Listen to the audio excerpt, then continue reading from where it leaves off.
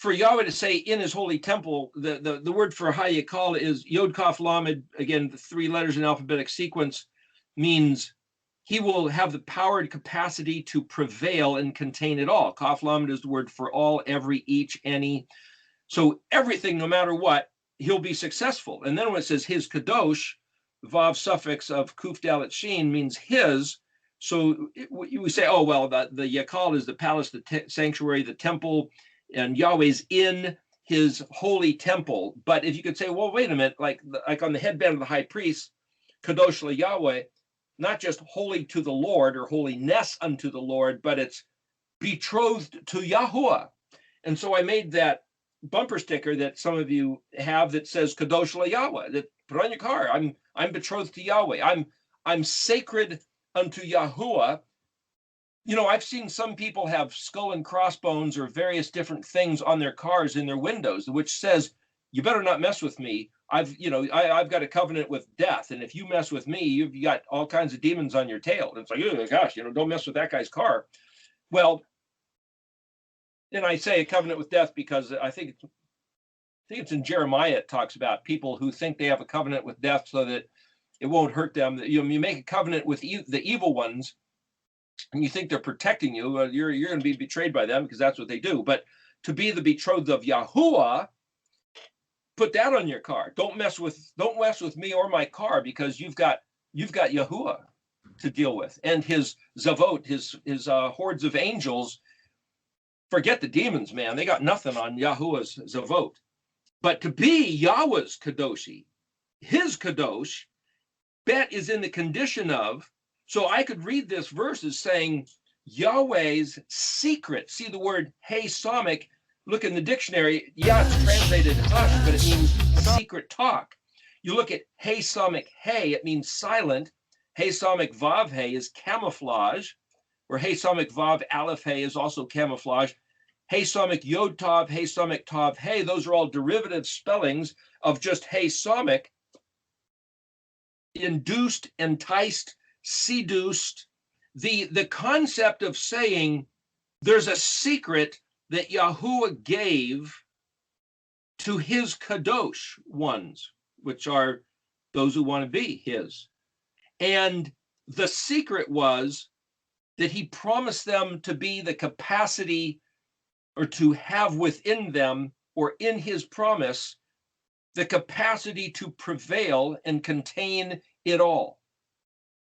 So is this talking about that Yahuwah is abiding in his holy temple, his sacred palace, or is he given a secret message to his kadoshi?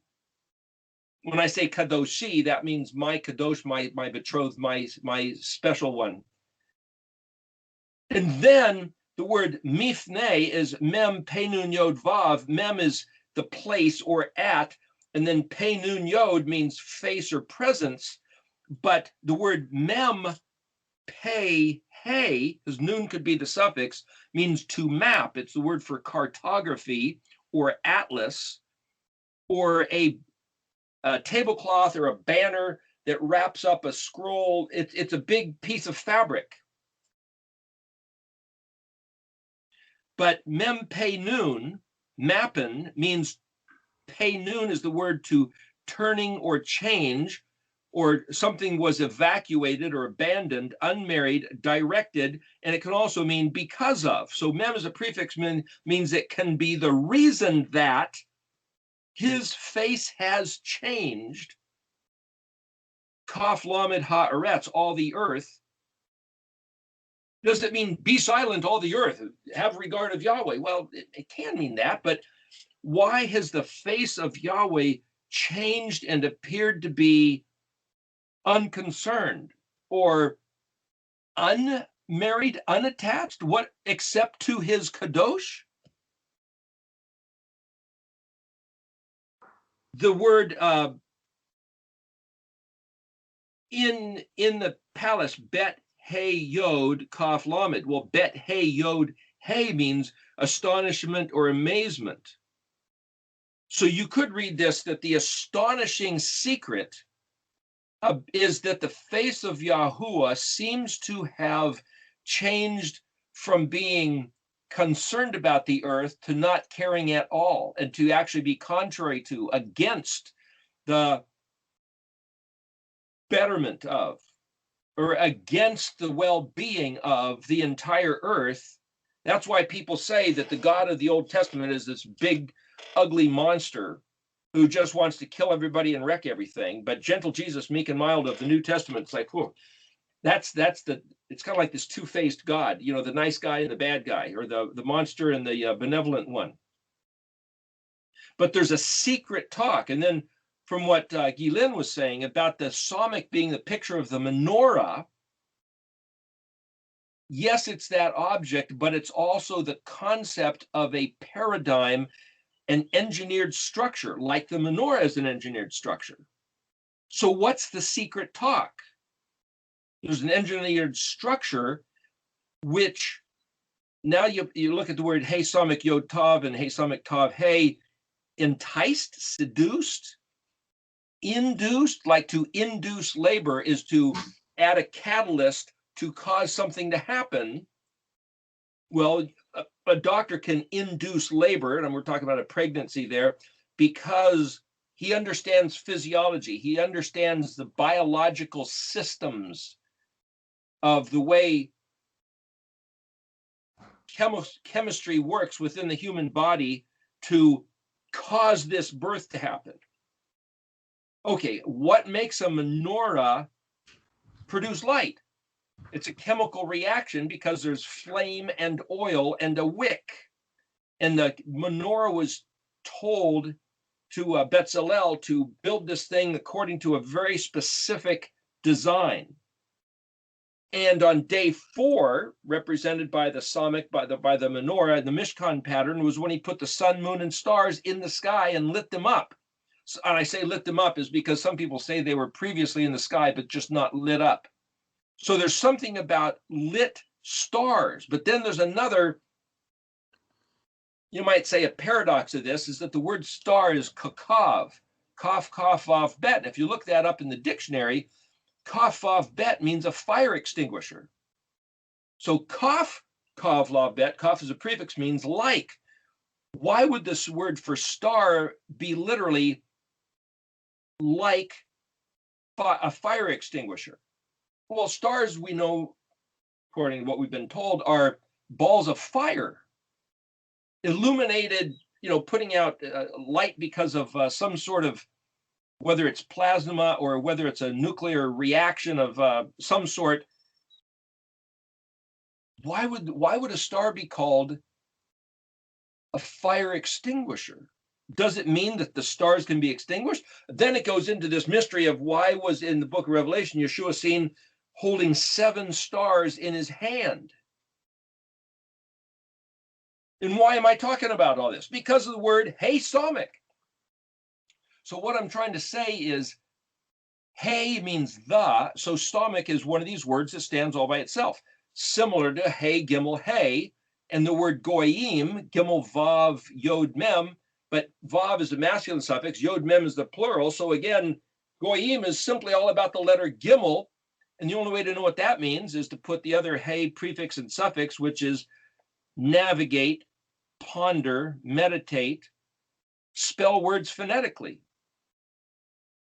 And we're doing the same thing with the psalmic by looking at this and saying, hush. Oh, it just means hush, it means be quiet. It also means secret talk. What secret talk? A silent camouflage. A silent camouflage about what? About day 4, about the picture of the menorah, of Yeshua holding 7 stars in his hand. What does it all mean? I'm saying that it's all wrapped up together, and the way to understand the secret is to apply the meaning of the letters individually and in sequence order, according to the Mishkan pattern, to a simple two-letter word like this.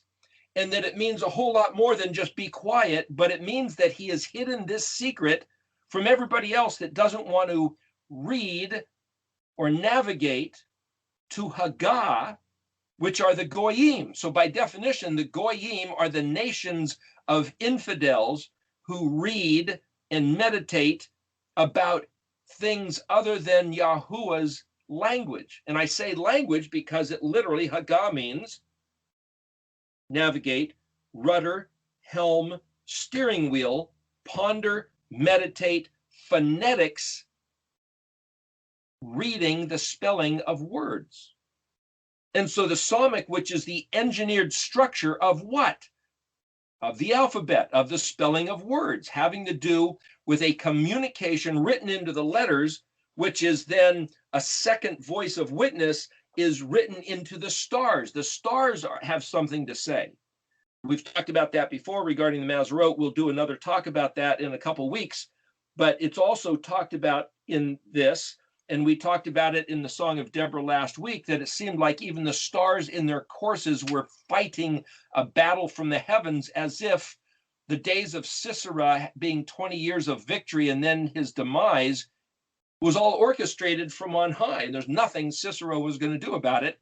And as it was said, Deborah said the victory would have come through this one particular general, and he says, I'm not doing anything unless you're involved. She said, very well, then it'll come through the hand of this other woman, Yael, because the time had come. So comprehending that there's timing is what the psalmic is about. The menorah, the 7 arms, the 7 branches. It's remember day 4 when he put sun, moon, and stars, it was about time, day and night, and seasons, the Moedim according to their seasons.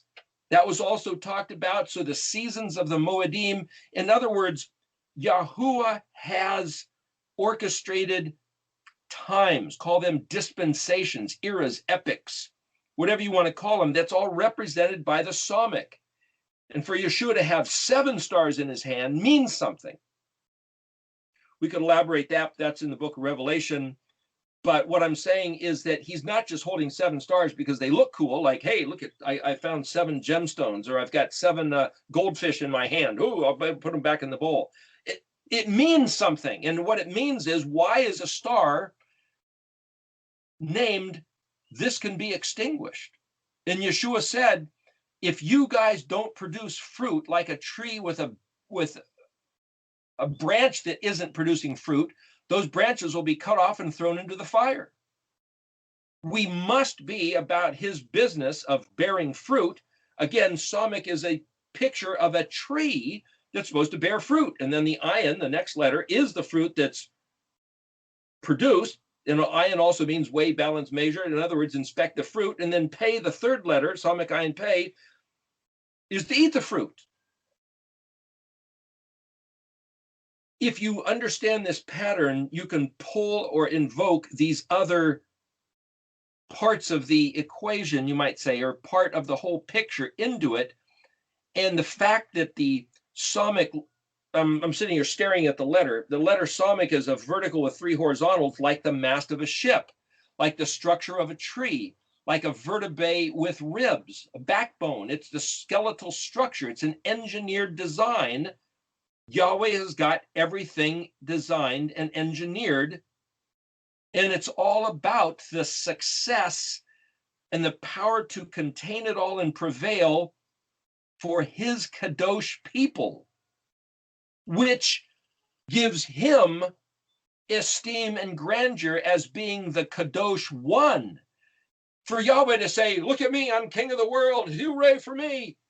He doesn't care about that. I mean, he does, but he doesn't. What he cares about is saving his people. It's all about saving his people, which is what we were talking about at the last 2 verses of Habakkuk 3. I'm going to rejoice understanding the way everything turns around is because Yahweh is in the business of saving his people. And the only reason his people aren't saved is because we're not listening to him. Therefore, he can't save us until we start to listen, which is the reason for doing this whole study of reading his words. So there's a basic concern about this whole thing. What if we're wrong about all this? What if this whole Erichtology thing, this whole Paleo-Hebrew study, this whole, I'm going to look at this ancient language, what if it's all a bunch of nonsense? What if it's not true? What if it's a deception, a waste of time? What if we'd be better off right now at 11 o'clock a.m. Sunday morning, Pacific time? What if I'd be better off sitting in church? If this whole study of let's look at what Yahuwah said in his own words by his own language from his own mouth, spoken from Mount Sinai, spoken from the heavens when he said Yehi Or before there was ever a mountain made on the face of the earth that he gave to Moshe to write in the Torah. If going back to look at the original Hebrew words is not the reality, then where is the reality? How do we know what's true? How do we know? And I've asked people this question. Let's suggest that we're not going to believe any particular religious leaders or scientists, educators. Now, if you're just a human on the face of the earth and all you know is, when I'm looking out the window here, I've got this scene of trees similar to what's behind me out here. I'm looking at this forest of beautiful colors. The sky.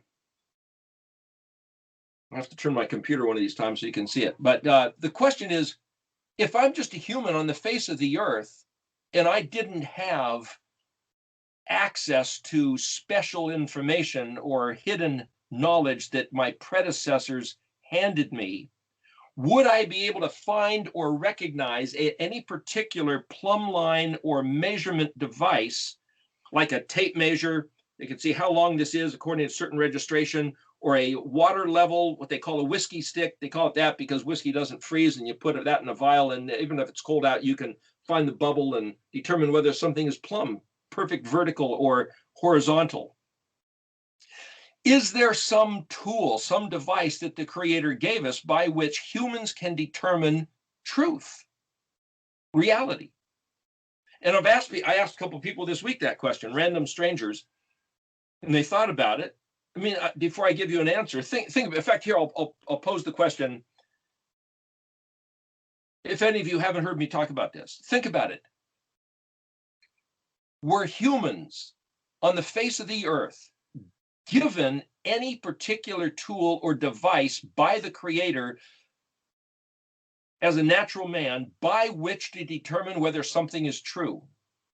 I can look out the window and say the tree is green, but if I was colorblind, I wouldn't be seeing its true color. In fact, I'm not seeing its color. What I'm seeing is sunlight is absorbed, and everything that's not absorbed is bounced back to my retina.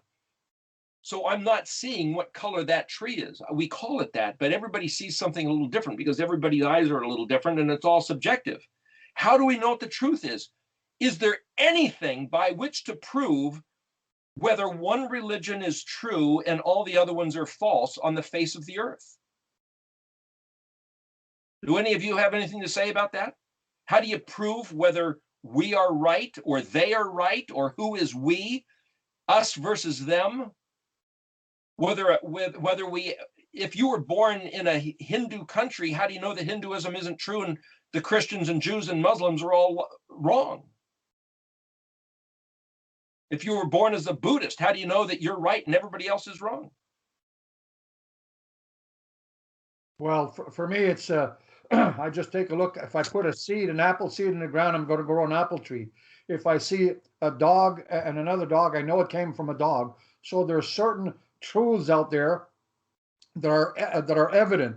And then if you take that kind of truth and measure it against His word and the words of someone else, you can see that, like an apple seed will create an apple tree, the words of the Father will come true, whereas the words of others don't. So that's the way I would measure things. What He has said in the past, you can see and read that hey, those things have happened, and what other religious leaders have said in the past has not happened. So Well, but I'm going to guess. I don't know because I haven't studied all these other religions, but I'm going to guess there's a certain validity for what they believe, or else they'd all be crazy to believe it. So, I mean, I'm guessing that if there's a philosophical wisdom to Buddhism or Taoism or Hinduism or Islam, you can't say, oh, no, they all prophesied stuff that didn't come true. I mean, whether they have or not, I don't know. But what I'm saying is that there's a certain inherent wisdom to, I mean, there's a guy like Rumi, R-U-M-I, who was in Middle Ages, this philosophic Islamic guy, poetic, who had a lot of wonderful things to say. And it's like, I'm not going to say he was wrong about them all. And I know that there's sayings that Buddhists and Confucius said this or that. And it's like, they seem to be proverbial like Solomon. They're not all necessarily wrong, but how do you know just because, oh, it doesn't line up with the Bible? Whoa, how do you know the Bible's true? By what merit? If I had a tape measure and said, okay, remember back in the days of England, the king's foot determined the length of a foot. It wasn't 12 increments of such a size. Now that we have science, we can measure things by wavelength of light or some other sort of a chronometer is a chronometer is a determination of distance, of time. In other words, what is the standard by which anything can be measured? We can't measure it to the King James Bible. So how do we know what Yahweh said? I don't know. This is like the $50,000 question. When I was doing the video last week, getting ready to put up what we just put up recently, I just found myself terrified. Like, what if we're wrong? And you and I had a conversation. Speak yourself. Yeah. And Eric, for some reason your microphone keeps popping. Is there a way to? I don't know anything about that. I have a microphone sitting here, but I haven't touched it, and I have it closer to me. I mean, this could be an internet connection thing. So could be. So if people are watching it, they'll probably be annoyed. So just nothing you can do about it. It's I'm the not best we can do. anything. Yep. So just real quick before I go on into this, anybody else in the meeting here, whoever, various ones whose face isn't up on the screen, does any of you have the thought that perhaps we are actually wrong about all this, and perhaps we better be really scared? I mean, if I die and stand at the pearly gates of heaven and Jesus is standing there and says, I'm pretty upset with you for saying bad stuff about me and for disparaging my name, Jesus. I mean, don't you know it's the name by which whoever bows the knee can get into heaven? What are you doing talking about Jesus not being the real name? I mean, talk about sweating bullets. It's like we might be in big trouble. Mm-hmm. You ever thought about that? I think it's in the alphabet. I think it's in the alphabet, in the sequence of letters, and going back to what he said in the original language that's been given. Go back to the beginning and learn and see for yourself by applying your mind to this sequence of the 22 letters and what he said in the Torah and what was given to us, and recognize that the truth is in that, because it's so finite, and yet it's so infinite. It's so incredible. And it anybody that focuses on this with all their heart, because he's given us instruction on how to address this, is going to be able to recognize that there is truth in the alphabet being a plumb line in which we can apply anything to and gain whether or not that is in line with the truth. And that's my kind of thing on it. So, and also I just wanted to add that while you were talking about Sonic K, Evelyn climbed into her little toy chest, took everything out except her alphabet letters, and crawled inside and laid down and tried to close the top on herself. And she's looking at me.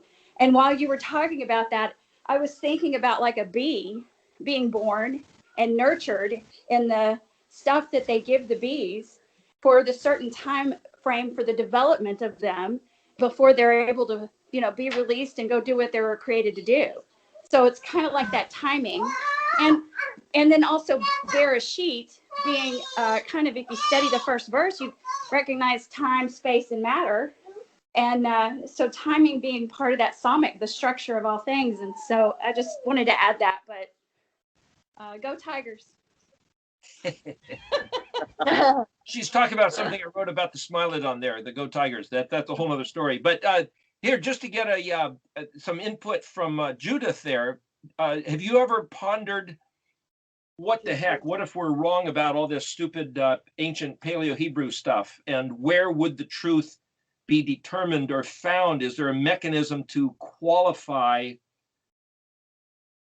qualitatively in some manner of reality? Have you ever pondered that yourself?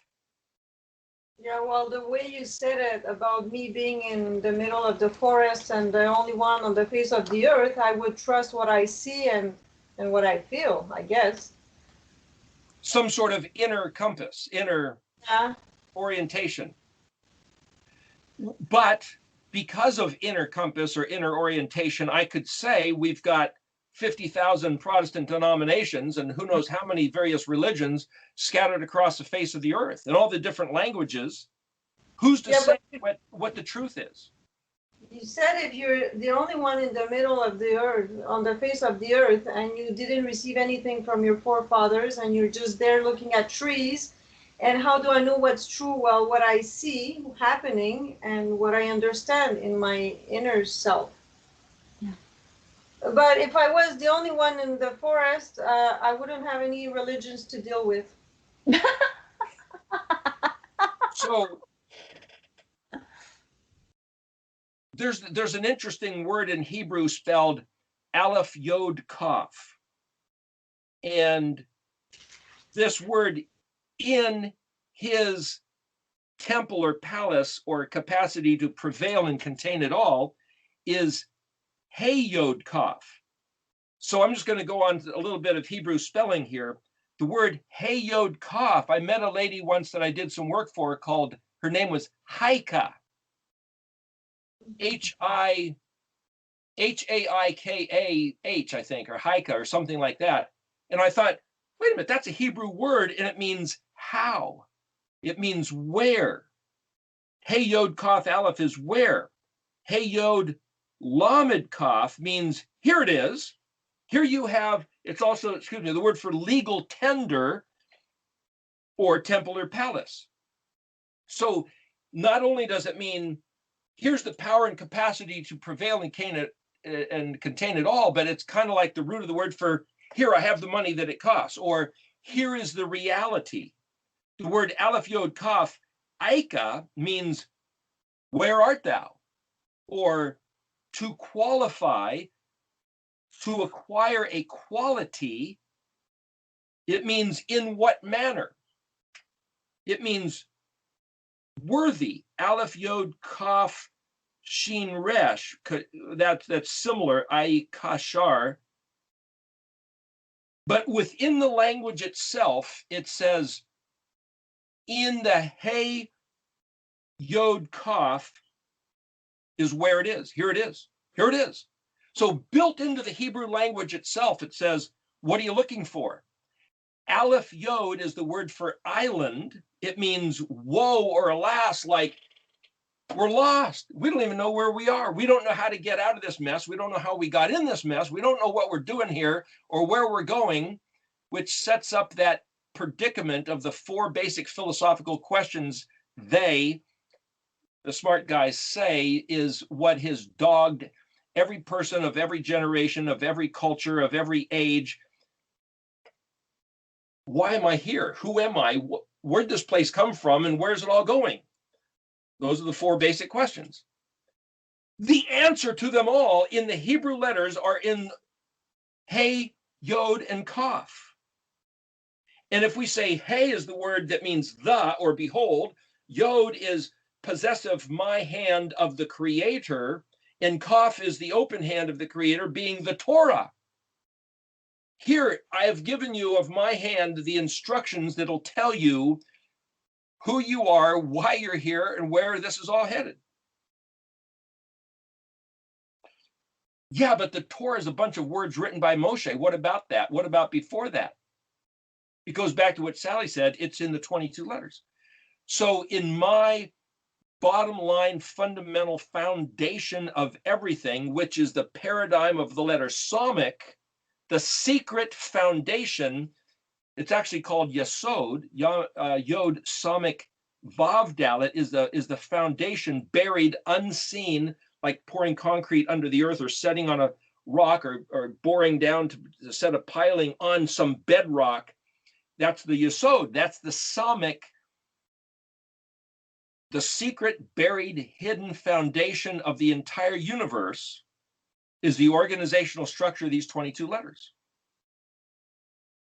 And if it was not in these 22 letters, all we have is the fleeting inner compass, like Judith was saying, which is subjective, meaning it's that each individual person, the word subjective reality is each person has their own perception. Like the color I see based on how my eyeball's acting is different than what you'll see. The rods and cones, whether I've got glaucoma, whether I can even see or whether I'm blind. Subjective reality is as per each individual who's doing the perceiving. The objective reality means that which exists whether or not there's anybody there to perceive it. In other words, it's whatever the creator, whoever, whatever that is, has himself, itself, herself, whatever the creator is, whatever the creator built in reality, in his reality, is the objective reality. The subjective is just my apprehension, my perception of it. Therefore, for the creator to have invented the 22 letters and handed them fit to the consciousness of humanity, it's up to then the creator to sustain an objective perception and interaction with those 22 letters. So as we were talking about last week, saying, I believe that human consciousness is fit to the meaning of the 22 letters, and the fact that there's 22 letters in a particular sequence is all his business, all his design. And I can say his as a bit of a puzzle. A friend up in BC had an Israeli Hebrew-speaking person, Jewish person, that they were conducting business with. And this lady, they referred to Yahweh as he, or as Elohim as being he. And this lady says, how do you know it's a male? How do you know it's he? Oh, gosh, I don't know. Maybe we should just say it. Well, the interesting thing about that, in Exodus chapter 3, at the burning bush, when Yahweh said that, when Ehyeh said that Yahuwah is his Shem Zakar, the word Zakar is translated memorial or to commemorate or to remember or to recall to mind, but it's also masculine.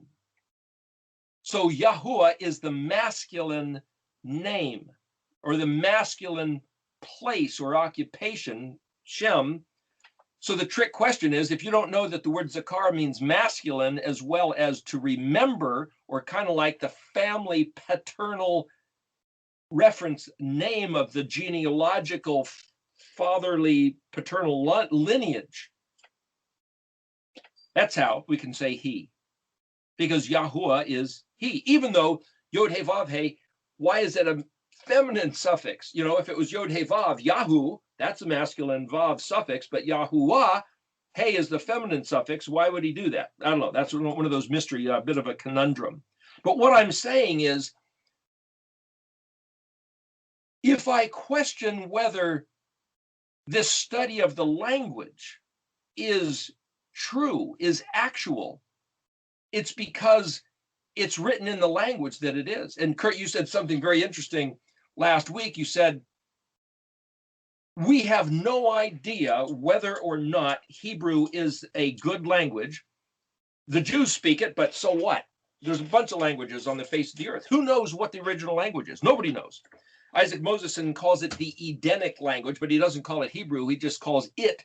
There's this phantom linguists call it capital I, capital E, which stands for Indo-European. You'll find it in the dictionary. It's a phantom language. They linguists know that there's traces of this phantom Indo-European root language, but they don't know what it was. They can't find it, but they find hints of it in various other ancient languages, Ugaritic and Akkadian and Sumeritic and all these other abbreviations that are listed in the Red Dictionary. It's an etymological dictionary for that reason. But what I'm saying is nobody can prove it. To find in Genesis chapter 1 that there's a pattern, a thematic progression to the 7 days of creation that happens to match exactly, this is the Mishkan pattern, to the Leviticus 23 Moedim, that Yahweh, using the word moed, moedi, my personal witness and testimony of my ornamentation, my personal adornment. I designed these bearing witness as a testimony of my imagination and the declaration of my kingdom, my identity. And that it's the exact same pattern that's in the Mishkan, the place that he dwells, and that Yeshua reiterated the exact pattern in Matthew 5 in the Beatitudes, the Sermon on the Mount, to notice that that pattern sustains through 500 other places that I found throughout Scripture is the proof that it's real. But you can't see that it's real until you learn the language, because you realize the pattern sets up in chronological order the meaning of the Hebrew letters, undeniably. And it's like, if it wasn't in the original words that Yahweh spoke when he created the heavens and when he ornamented himself and when he spoke from the mount, when Yeshua spoke from the Sermon on the Mount there, where else would we look? Certainly can't look at English or King James English, because it wasn't even one of the original languages. English didn't evolve as we know it until the 1600s. It wasn't even one of the original languages from the Tower of Babel. And Babel means confusion. It certainly wasn't one of those, and we don't know the original language. All we can do is project that it was Hebrew because it fits the pattern. So if I could say, okay, I'm not going to regard Hebrew as being authoritative, the plumb line, then when in Exodus 20, the word in verse 1, the first word of verse 1, where Yahweh says, I am Yahweh your Elohim, it's the first word he spoke from the top of Mount Sinai. It's translated, I am Yahweh your Elohim. I just brought you, I'm the guy who just conducted your exodus out from the house of bondage and slavery, out of Egypt, to this place. I have brought you to be my very own personal possession, my people. And the word he used is Anoki. But Anok means plumb line. It also means Aleph. Aleph as the prefix means I will. Yod means myself. And Nun, Kaf means to plummet. I will plummet myself, or I will hold myself to be the plumb line standard. So for me to read in the 22 letters that it was Yeshua coming here, being crucified, entombed for 3 days and 3 nights, rising again, resurrecting, going up into the sky and coming back, is self-referential of the guy speaking on Mount Sinai. It's because it's encoded. Where else are we going to look? It's encoded in Hebrew, according to the formula of the theme. What else do we have? Nothing. Listening to Christian songs on the radio, yeah, they're nice tunes. They have a sentiment, but they're like, I'm going to trust in you. Okay. Laura Deagle, I think her name is, she has a wonderful song. I'm going to trust in you. That's a great sentiment. Yes, let's trust in him. Trust in what? Trust that he loves us. Okay. 4 spiritual laws. God loves you and has a wonderful plan for your life. You bet he does. And then you read the scripture. And what is part of the plan? If Israel listens and does what he says, does righteousness and justice, mishpat and zadikah, and emet and chesed, then Israel is preeminent, the preeminent culture showing the world the culture of the kingdom of Yahweh, and they get to rule and reign. Great. But if they betray the culture of the kingdom, if they do horrible things, lie, cheat, steal, kill, and commit adultery and abominations of idolatry, then the wonderful plan that Yahweh has is that he's going to tear them apart and use them as a paradigm of destruction, a travesty of everything gets ruined when you betray Yahuwah. That's part of the wonderful plan he has for our life. And that's what Habakkuk is about. Somebody gave me a book to read. I started to read it, and it says right at the very beginning, we know that everything Yahweh does is good and wonderful, and he doesn't do any evil. It's like, wait a minute. Jeremiah 11:4 talks about, you better obey me or I'm going to bring evil. Isaiah 45:19 says, my people seek me in vain because they don't have a pure heart. Jeremiah 4:22, my people are stupid. Jeremiah 8:7, even the stork knows its times, but my people haven't got a clue. Jeremiah 5:19, why is this happening? Jeremiah 9:11. And then Hosea 13:14, Yahweh says, I would have rescued you from the edge, from the brink of destruction, but I'm going to be your death. I'm going to shove you into the pit. There's another interesting verse in Isaiah 29:18. It says, on that day, the deaf will hear the words of a scroll, a book, and from the darkness and blackness, eyes of the blind will see. The meek will rejoice. That word meek is ayin nun he, which is a word that we've used before. The word deaf is het reshin, which is also in Zechariah 2, verse 1, or 1 verse 8, the last verse of 1 or 2, depending on where your Bible breaks it. The word charesh is translated carpenters or craftsmen. How can the deaf hear the words, the debari sefer? Remember that word debari or debris is the same word as Deborah that we used last week in Judges 5. And how from the darkness, which is the word aleph pe lamed or awful, and blackness, which is chosek, which also means ignorant and illiterate, how can the blind, which is the word ayin vav resh, which is where we get the word wake up or incite to activity, the word that we used last week when it says, wake up, Deborah, wake up, or give praise. It's this same root word of erictology, which is ayin resh kaf, Eric, which is to put things in order. So again, to open it up to any of you, if you want to turn your microphones on, in Isaiah 29:18, how can it be that on some day that Yahuwah is projecting as a future prophecy that must happen before the end of the world, because it's a prophecy, and like what Mark was saying, if there's a prophecy and it doesn't happen, it's not a true religion. Well, if it's the case that Yahweh says, on that day, the deaf will hear the words of a sefer, and from ignorant, awful, illiterate, the eyes of the blind will see. How could this happen? What's he referring to? Anybody have anything you want to say about that? I mean, it could be a parallel, right? It could be spiritually, the eyes have been opened, the ears have been opened for those who have seen the Messiah or who understand, the word in the flesh. There's that physical to spiritual parallel that through him, he has revealed these things unto babes, and none of them could see it for how many years, and then the revelation given unto the apostle Shaul.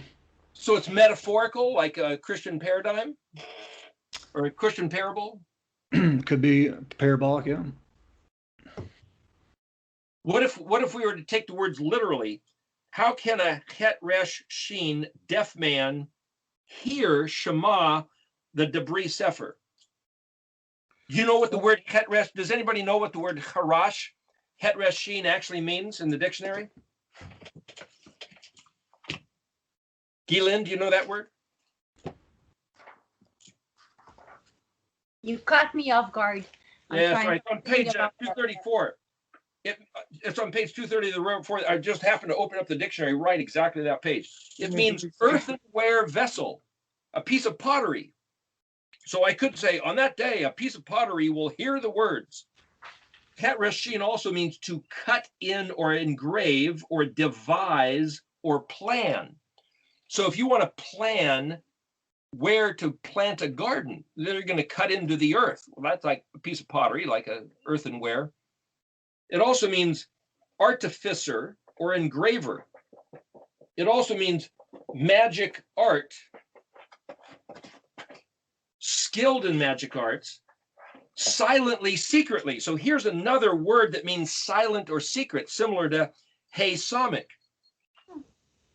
And it means wooded thicket, like looking at a forest, or like this background here, like this sylvan, like Transylvania, the word sylvan.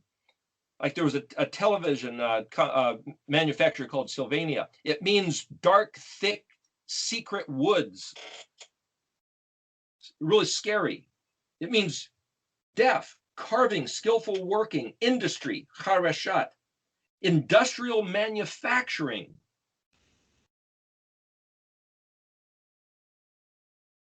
Silent, dumb, deaf, mute. So I made a joke before. It was like it's talking about a mime. If you're a mime, you're silent, deaf, and mute, and white face, and does all these silly things. Kind of a joke, but on that day, the mimes will hear will shema the words. What is it? What is the Haresh talking about? So in the word of Zechariah 2:1 or 1:18, it says he was shown a vision of these four horns, Kufresh Nun, powerful, glorious, radiant, whether it's military or whether it's science or whether it's education or whether it's medicine. The horns of the nations are the preeminent, prestigious, cultural radiances. And it says, and Zechariah says, what's going on with this? The angel said, these horns of the nations have pushed down the heads of the people till nobody can even lift their head. They've so oppressed Judah, Israel, and Jerusalem. In other words, Yahweh has allowed the prestige, the grandeur of the horns of the nations to squash and oppress and destroy and, you might say, demoralize his people. And then Zechariah was shown four carpenters, four of these Hareshim.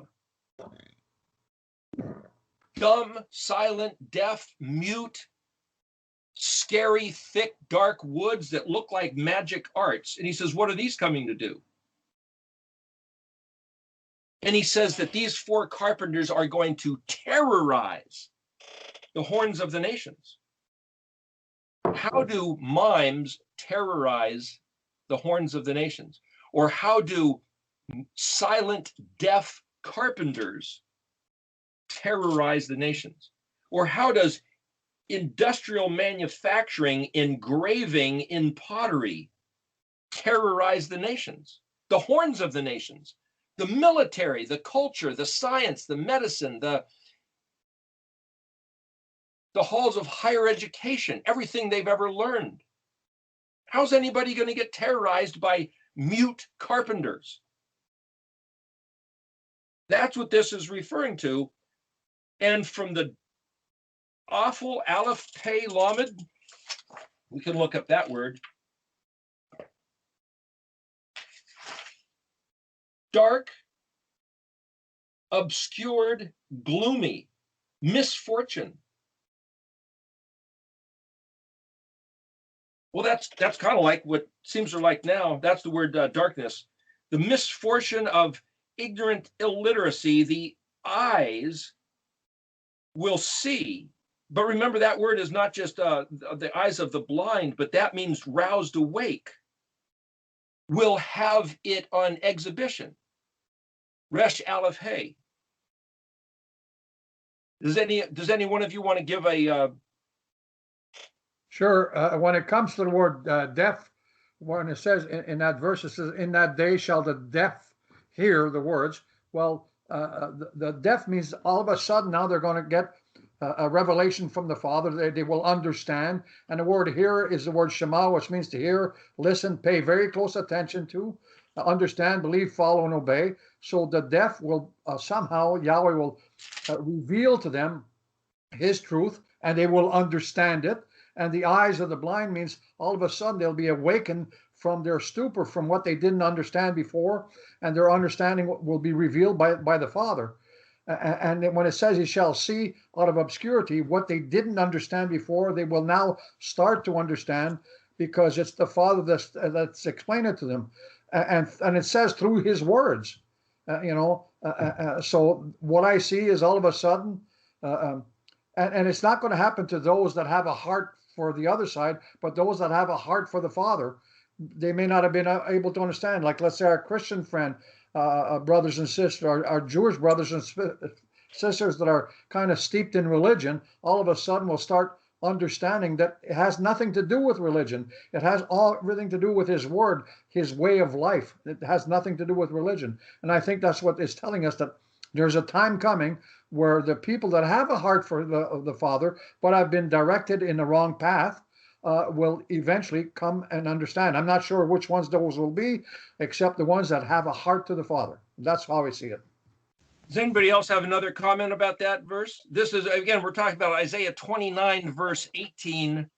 And I'll read 19. It says, "The meek," that's the Ayin Nun Hey, "will increase their joy." Remember that, just like the last verse in Habakkuk, where it says, "Increase in rejoicing and joy and exultation in Yahuwah, and the poor among the people will rejoice in the Kadosh One of Israel. Matthew 5. For the fierce man is no more, and the scoffer is ceased to be, and all who strive for iniquity will cut off." So it's saying that all these powerful entities, like the Kufresh Nun of the nations, will be eliminated, which is what the book of Habakkuk is talking about, which we'll get to in a few minutes, or next hour. But the point is, I'm tying it to Isaiah 29 because it's in front of us, hasn't happened yet, or seemingly as per the world status right now. But go ahead with what you're saying. I mean, it's exactly what it says in Matthew 5. The meek shall inherit the earth. That again refers to this here also. Anyway, sorry if I interrupted someone. Go ahead with whoever else was about to say something. I was just about to say, what I'm sort of getting from that is the Ayin Dalet, Ayin Tav, tying that to Daniel 12 and the sealing of the letters, and then the release of that and the ebon stone, all kind of connecting there, and that being the really the resurrection of the language, these letters, the alphabet letters, the paleo, the concepts and the understanding of what these wonderful letters are, and our eyes opening to the truth of this, and the benefits of applying ourselves to the what he said, applying and centering ourselves, aligning up with that, and really aligning up. That's really something. The truth within us lining up with the truth, and it seems to be a process to that. And if that's happening, of course, our eyes are going to open to see that, and it's going to be pretty profound. But as much as that might apply to other nations or other religions or anything like that, I think it's important to recognize that it applies to every single one of us. And this moment in time where this is being provided for us, and thankfully, who has granted and given you facilitation to help have us understand and learn these letters, and then apply ourselves to what he said, and to hold that in highest regard and recognize for what it's worth. That's what I'm seeing. I'm kind of recognizing the Ayin Dalet, Ayin Tav of the alphabet. I'd like to add something here. Sure. I find this really exciting. It's, the David and Goliath, this 13-year-old boy who gets it, who has this confidence that he's going to cut his head off. It's like us, the nobodies of the world, the hidden ones, his betrothed, who begin to get what this all is and to learn the secrets of Yahweh, to then have this confidence to go up against the powers that be, who are oppressing us, who are robbing from us, who are controlling us. But yet we're going to be able to stand up knowing with this confidence that he is our king. He will protect us. He will provide for us. He will be our everything, that we do not have to fear what they are doing to us. That's the picture of menorah that Gilin was talking about. Just like that menorah standing by itself in that dark place, lit with the oil from within, you could say, okay, it's Yahweh's menorah. Nobody else can quench that tree. It's Yahweh's menorah. That's the secret paradigm, that there's time, there's place, there's cause, there's effect, there's exile, there's recovery. And it's all factored by the shavua, the teshuvah, the vow that we return to as being the kadosh of Israel. That's the fulcrum upon which the teeter-totter of the entire universe pivots, is the vow, the sacred vow that Yeshua came to restore the link between Israel and Elohim. The sacred vow, the Shavua, the Shin Bet Ayin, where Yahweh betrothed Israel on Mount Sinai. And for the Christian church to not recognize that as being a credible matter, for the rest of the world or any other religion to have no bearing on that. But see, everybody else in the world, of all the different religions, I could say, have aspects of being the lost 10 tribes scattered across the face of the earth, forgetting they were ever his people, forgetting that he was ever their Elohim, and they've inherited falsehoods and lies. So was it Jeremiah 16:19 or something? It says we've inherited lies from our forefathers. It's not Greco-Roman, it's Oriental, it's South American. It's if you live in Antarctica or up in the North Pole, it's like we've all inherited lies from our ancestors. That was part of the curse. That was part of the Gilgal, the revolving door. Yahuwah gave us the truth. Our forefathers betrayed him. They got kicked out, and then we get to come back. That's the Gimel Lamed. So this book that I was looking at, where the author says Yahweh won't do anything bad. Wait a minute. He said he invented evil, and he conducts evil, and he will be our death. That's part of the story. If you don't recognize it, you're going to be off track. Of course, he does it for a good reason. Anyway, does anybody else have anything they want to say about this? And how far along are we? Do we need to stop and start another recording to get into Habakkuk? We're just under an hour, like 58 minutes. So now would be a good time to stop. Okay. Does anybody else, before we quit, does anybody else have anything they want to, anybody else that's part of the call here that hasn't said anything?